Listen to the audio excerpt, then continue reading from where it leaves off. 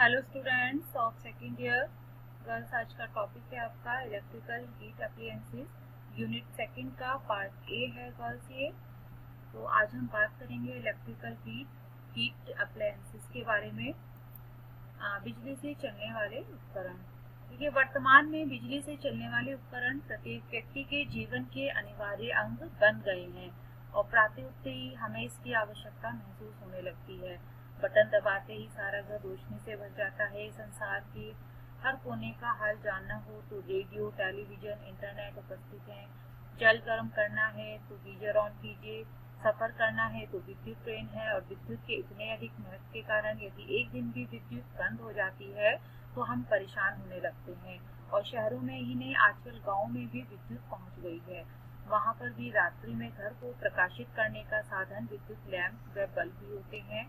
और बड़े बड़े कल कारखानों तथा औद्योगिक प्रतिष्ठानों में आज भी इसके सहारे से ही टिकी होती है। देखिए बच्चों, बिजली से चलने वाले उपकरण, अगर हम बात करें कि अगर हम अपने दैनिक घर में यानी कि बात करें कि हमारे जो घरेलू बिजली से चलने वाले जो उपकरण होते हैं, जैसे कि हम बहुत सारे ऐसे जो है अप्लायंसेस उपकरण इस्तेमाल करते हैं, जैसे कि मिक्सी है, गीज़र है, वॉशिंग मशीन है, टेलीविज़न है।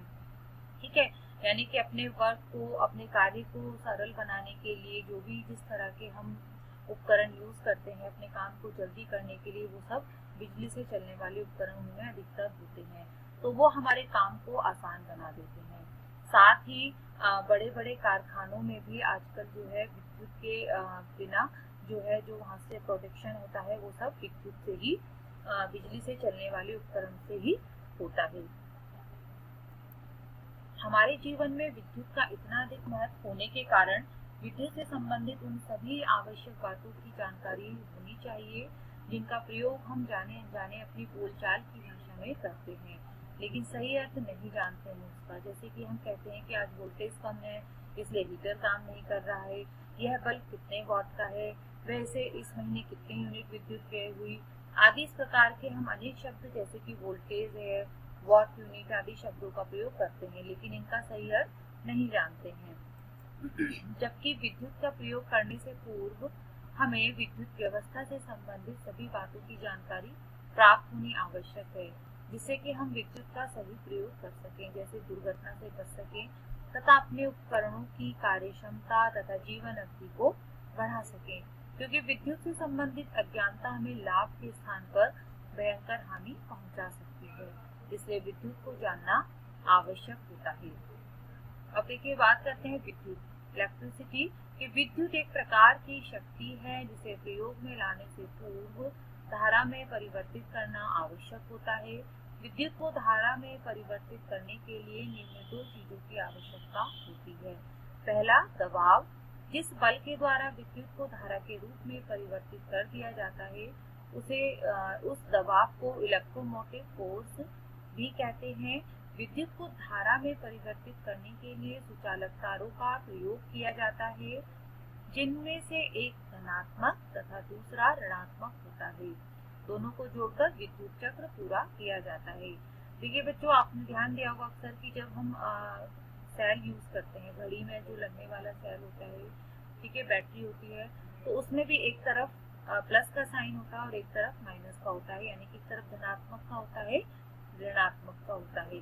तो यही दोनों जो है ऋणात्मक और धनात्मक जो है तार जोड़कर विद्युत चक्र को पूरा किया जाता है। इस तारों के ऊपर अवरोधक के रूप में प्लास्टिक का तार चढ़ा होता है। मार्ग जब इलेक्ट्रोमोटिव फोर्स के द्वारा विद्युत को धारा में परिवर्तित कर दिया जाता है तो उसे प्रवाहित होने के लिए एक मार्ग की आवश्यकता होती है। घरों में विद्युत प्रवाह के लिए बिजली के तारों की वायरिंग की जाती है। विद्युत धारा के प्रकार। अब बात करते हैं बच्चों की विद्युत धारा के प्रकार। विद्युत धारा के प्रकार जो होते हैं वो दो प्रकार से होते हैं। प्रभाव जो देखे जाते हैं, प्रत्यावर्ती विद्युत धारा, कि जब विद्युत धारा का प्रवाह धनात्मक से ऋणात्मक की ओर फिर वापस ऋणात्मक से धनात्मक की ओर तेजी से होता है तो उसे प्रत्यावर्ती धारा कहते हैं। यह परिवर्तन बहुत तीव्र गति से होता है और इसकी गति 1 सेकंड में 7 बार होती है। अतः इसमें विद्युत धारा प्रवाह की दिशा तेजी से परिवर्तित होती रहती है।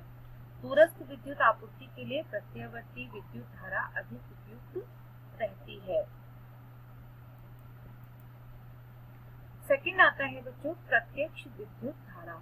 जब विद्युत धारा का प्रवाह एक ही समान गति से होता है, अर्थात धनात्मक से ऋणात्मक की ओर। अभी आपने इससे पहले पढ़ा प्रत्यावर्ती विद्युत धारा, जिसमें जो विद्युत धारा का प्रवाह है वो धनात्मक से ऋणात्मक की ओर और फिर वापस ऋणात्मक से धनात्मक की ओर होता है, तो वो प्रत्यावर्ती होती है। लेकिन प्रत्यक्ष विद्युत धारा में जो विद्युत धारा का प्रवाह है वो धनात्मक से ऋणात्मक की ओर ही होता रहता है, तो उसे प्रत्यक्ष विद्युत धारा कहते हैं। प्रत्यक्ष विद्युत धारा में चालकों के मध्य जो है ऊर्जा अपव्यय अधिक होता है, अतः यह महंगा पड़ता है। विद्युत धारा के नाप की इकाई की विद्युत धारा को नापने के लिए कौन सी इकाई का प्रयोग किया जाता है। जैसे कि बच्चों आपने फूड एंड न्यूट्रिशन में पढ़ते हैं कि कैलोरी को नापने के लिए किलो कैलोरी का यूज किया जाता है, ठीक है, मिलीग्राम का, माइक्रोग्राम का। इसी तरह से विद्युत के नाप की इकाइयां भी साधारणतः विद्युत ऊर्जा बिजली को जूल से नापा जाता है।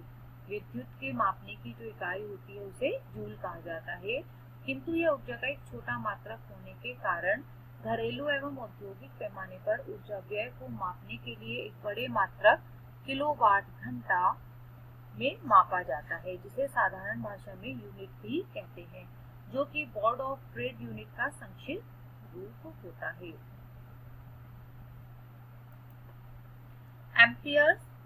एम्पियर्स इलेक्ट्रोमोटिव फोर्स के द्वारा जब विद्युत को विद्युत धारा में परिवर्तित किया जाता है, ठीक है, यानी कि जब विद्युत को विद्युत धारा में परिवर्तित करने की क्रिया को क्या कहलाती है, वो एम्पियर्स। तो ये विद्युत जो है सुचालक तारों में प्रवाहित होने लगती है और इस विद्युत धारा या करंट को एम्पियर्स में मापा जाता है।